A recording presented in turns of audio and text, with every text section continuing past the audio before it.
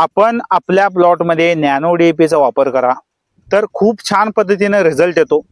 Nano DAP मध्ये nitrogen आणि phosphorus हे घटक असतात, तर रिझल्ट जो आहे तो खूप छान पद्धतीने येतो। आणि महागणपती कृषी मराठी यूट्यूब चॅनल मध्ये सर्व शेतकरी बांधवांना स्वागत आहे।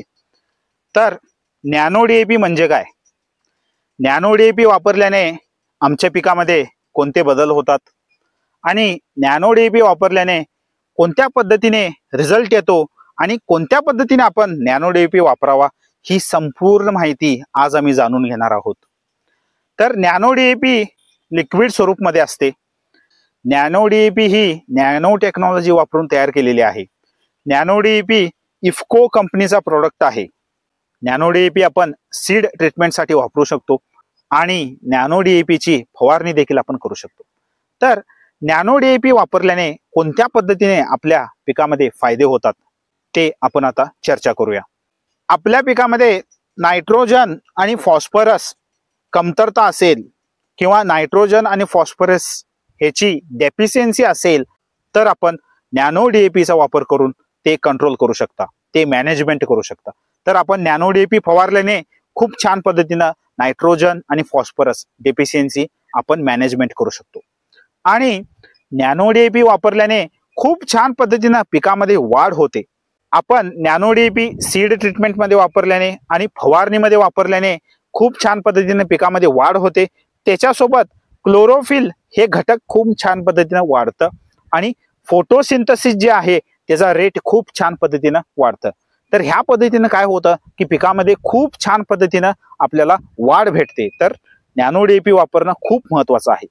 तर नॅनो डीएपी वापरल्याने जी क्वालिटी असते, आपल्या धान्यांची क्वालिटी असेल, त्यानंतर फळांची क्वालिटी असेल, त्यानंतर कोणत्याही व्हेजिटेबलची क्वालिटी असेल, तर ती खूप छान पद्धतीने डेव्हलप होते। तर क्वालिटी डेव्हलपमेंटसाठी आपण नॅनो डीएपीचा वापर करावा।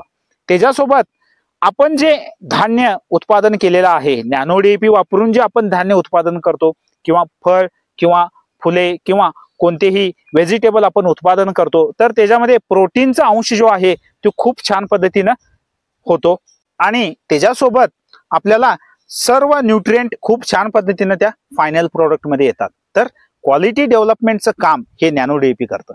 तर आपण नॅनो डीएपी वापरल्याने खूप छान पद्धतीने फुटवे येतात, त्यानंतर खूप छान पद्धतीने ब्रँचेस जे म्हणतो आपण ते खूप छान पद्धतीने डेव्हलपमेंट होतात। तर आपण नॅनो डीएपीचा वापर त्या पद्धतीने करू शकता।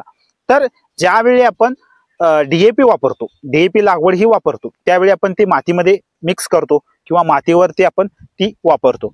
त्यानंतर आपण पाणी दिल्यानंतर ते वाहून जाण्याची शक्यता असते, तर त्याच्यामुळे आपलं लॉस होऊ शकतं।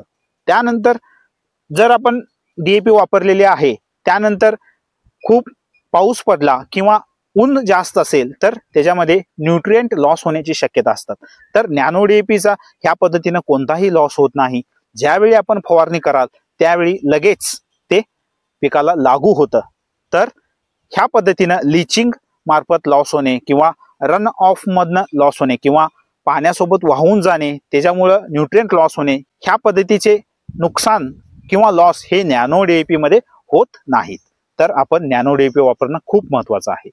तर आणखीन एक गोष्ट, नॅनो डीएपी वापरल्याने कुठल्याही वातावरणावर आपला विपरीत परिणाम होत नाही। तर हे खूप महत्त्वाचं आहे। ज्यावेळी नायट्रोजन आणि फॉस्फरस ह्या घटकांची आवश्यकता पिकाला जास्त असते, त्यावेळी आपण जर नॅनो डीएपीचा वापर केला तर आपल्याला खूप छान पद्धतीने रिझल्ट येतो आणि आपल्या उत्पादनामध्ये खूप छान पद्धतीने वाढ होते।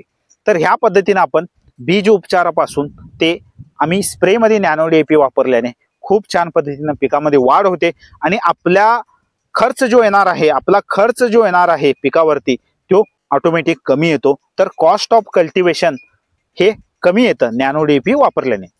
नॅनो डीएपी कोणत्या पद्धतीने वापरू शकतो आपण, तर नॅनो डीएपी आपण सीड ट्रीटमेंट करू शकतो, म्हणजे बीज उपचारासाठी आपण नॅनो डीएपी वापरू शकतो। त्यानंतर रूट ट्रीटमेंटसाठी आपण नॅनो डीएपी वापरू शकतो आणि आपण नॅनो डीएपीची फवारणी घेऊ शकतो।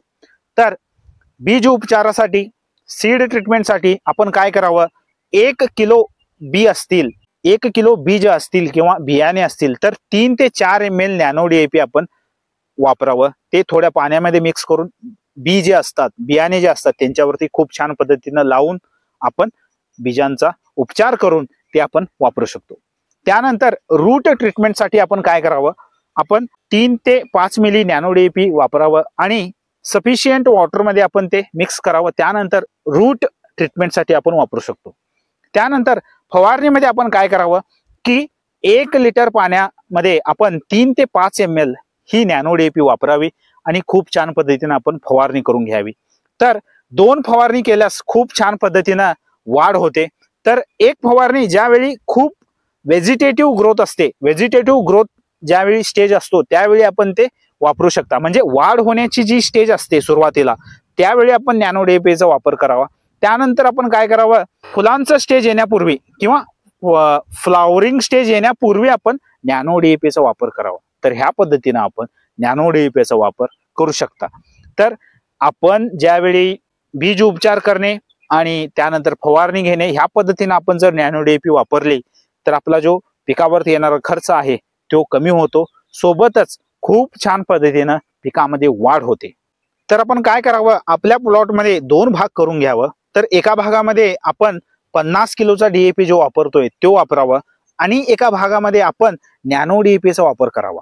सीड ट्रीटमेंट मधून आपण नॅनो DAPचा वापर करावा, त्यानंतर फवारणीमधून आपण नॅनो DAPचा वापर करावा. ह्या पद्धतीनं आपण नॅनो DAPचा वापर करावा. तर आपल्याला रिझल्ट आपल्या समोरच येतो. तर कसं आहे, आपण प्रयोग केल्याशिवाय आपल्याला रिझल्ट कळत नाही. तर प्रयोग करणं खूप महत्वाचं आहे. तर आपण ह्या पद्धतीनं आपण प्रयोग करा आणि आपण एकदा नॅनो DAP वापरा, त्यानंतर आपल्याला नॅनो DAPचा रिझल्ट हा समजेल. तर नॅनो DAPचा रिझल्ट खूप छान पद्धतीने येतो.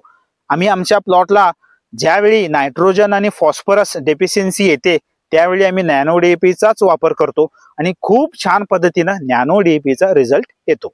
ह्या पद्धतीनं आम्ही आमच्या प्लॉटला नॅनो DAPचा वापर करतो. नॅनो DAP हे इको फ्रेंडली प्रोडक्ट आहे. कोणताही साईड इफेक्ट आपल्या पिकावरती होत नाही.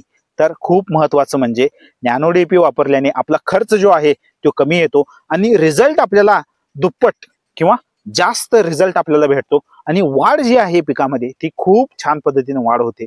तर आपण नॅनो DAP वापरावा आणि आपण रिझल्ट बघावा. तर भेटूया नेक्स्ट व्हिडिओमध्ये. थँक्यू, धन्यवाद.